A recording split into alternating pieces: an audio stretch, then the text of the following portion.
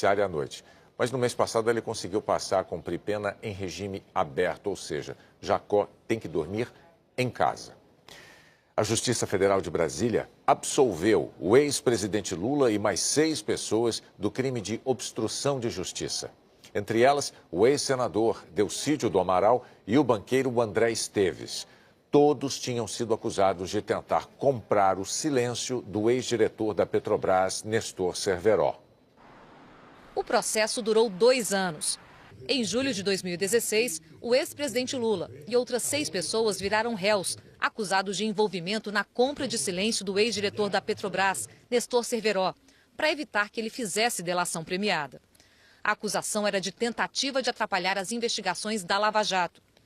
O Ministério Público pediu a absolvição do ex-presidente Lula e do banqueiro André Esteves. Hoje, o juiz Ricardo Leite absolveu todos do crime de obstrução de justiça.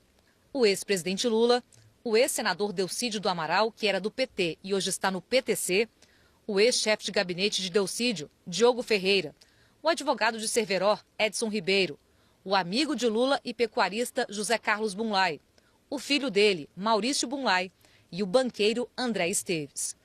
André Esteves chegou a ser preso em novembro de 2015 pela suspeita de compra de silêncio de Cerveró. Ficou preso quase um mês em Bangu 8, no Rio. Conseguiu prisão domiciliar concedida pelo ministro Teori Zavascki. Em setembro do ano passado, o Ministério Público Federal em Brasília já tinha pedido para a Justiça inocentar André Esteves, por verificar em depoimentos que, após Delcídio ter pedido a ele para pagar Nestor Cerveró, o banqueiro não aceitou contribuir. No caso de André Esteves, no entanto, esse apoio não chegou a ocorrer e nem mesmo a ser aceito pelo pretenso apoiador, conforme afirmado por Delcídio. Ele decidiu por não participar do esquema já montado. No mesmo documento, o procurador Ivan Marques afirmou sobre o ex-presidente que não há nada que demonstre o interesse de Lula no silêncio de Cerveró e se demonstrou impossível provar que Delcídio tenha sequer discutido o caso com Lula. E agora, no desfecho do processo penal, o juiz considerou que as provas eram insuficientes contra os 6 acusados e que a lei proíbe condenações fundamentadas somente em delações premiadas. Ricardo Leite disse que há deficiência probatória para sustentar qualquer juízo penal reprovável. A colaboração premiada, bem como o testemunho de outros réus, não possuem credibilidade suficiente para qualquer juízo condenatório.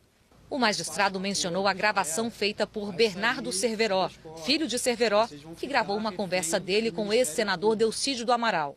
Disse que o áudio captado não constitui prova válida para ensejar qualquer decreto condenatório, que há suspeitas também da ocultação de fatos por Bernardo e Cerveró, e que a gravação não esclarece vários pontos, ensejando dúvidas e omissões. Essa é a primeira absolvição de Lula na Lava Jato. Ele já foi condenado em segunda instância no caso do Triplex e está preso desde abril. E ainda é réu em outras 5 ações penais, acusado de crimes como tráfico de influência e corrupção. Além disso, o ex-presidente é investigado em 2 inquéritos da Lava Jato, um no Supremo e um na Justiça Federal, suspeito de integrar a organização criminosa e de receber propina. A defesa do ex-presidente afirmou que Lula não praticou qualquer crime e que, por isso, foi absolvido pela Justiça de Brasília num julgamento justo e imparcial. O ex-senador Delcídio do Amaral afirmou que a justiça foi cumprida e que está feliz com a absolvição, porque foi vítima na situação. A defesa de Diogo Ferreira afirmou que a justiça foi feita, que todas as ações do cliente foram praticadas a mando de Delcídio do Amaral, sem noção de que pudesse estar fazendo algo errado, e que Diogo Ferreira sempre colaborou com a justiça. A defesa de André Esteves afirmou que, desde o início, afirmava reiteradamente a absoluta confiança na absolvição pedida pelo Ministério Público Federal, que reconhece que é um dever do Estado investigar, mas que toda e qualquer investigação deve ser feita dentro do devido processo legal, sem excessos, e que a prisão inicial de André Esteves era completamente desnecessária e abusiva. A defesa de Edson Ribeiro afirmou que a sentença reconheceu que o cliente não praticou crime algum, como foi dito desde o início do processo. A defesa de José Carlos Bunlai afirmou que a sentença reflete a verdade que o cliente sempre sustentou nesse processo, que jamais houve qualquer tentativa de obstrução da justiça. Nós não conseguimos entrar em contato com a defesa de Maurício Bunlai. As acusações que terminaram em absolvição hoje surgiram depois de uma colaboração que premiou muito o delator em troca de pouco. O ex-senador Delcídio do Amaral fechou delação em fevereiro de 2016. Acusou empresários, ex-presidentes e parlamentares de partidos como PT, MDB e PSDB. Mas desde então, nenhum processo resultou em condenação de quem quer que seja. E o Ministério Público Federal em Brasília já pediu que o acordo fosse rompido por considerar que Delcídio mentiu ao atribuir a Lula a coordenação desse esquema de pagamento de valores pela compra do silêncio de Cerveró. Agora a delação de Delcídio está sob análise formal por causa de uma suposta omissão.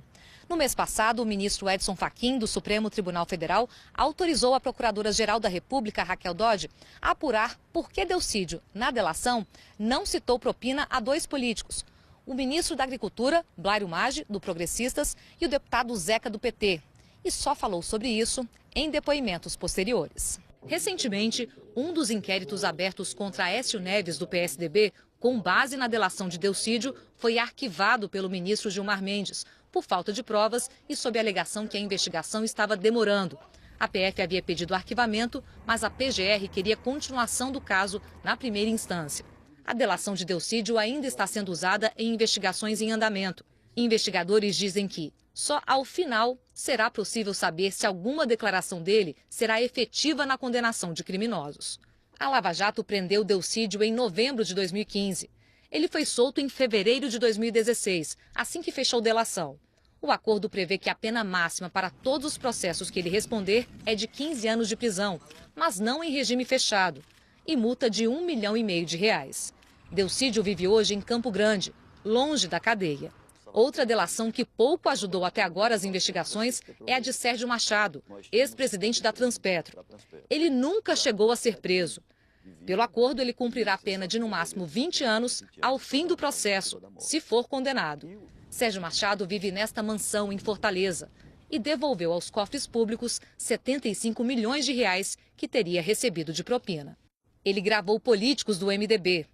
O inquérito aberto a partir da delação para investigar os senadores Renan Calheiros, Romero Jucá e o ex-presidente da República, José Sarney, foi arquivado.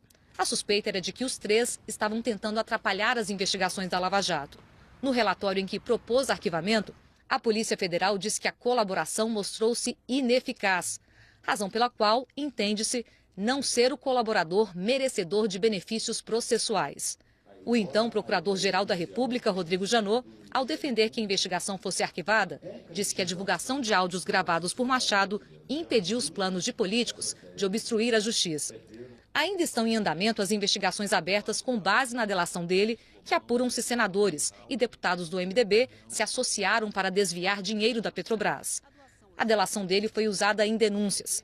Na que envolve o presidente Michel Temer e ministros Eliseu Padilha e Moreira Franco, e na acusação formal sobre desvios na Petrobras envolvendo os senadores do MDB. Nesse caso, Machado também foi denunciado.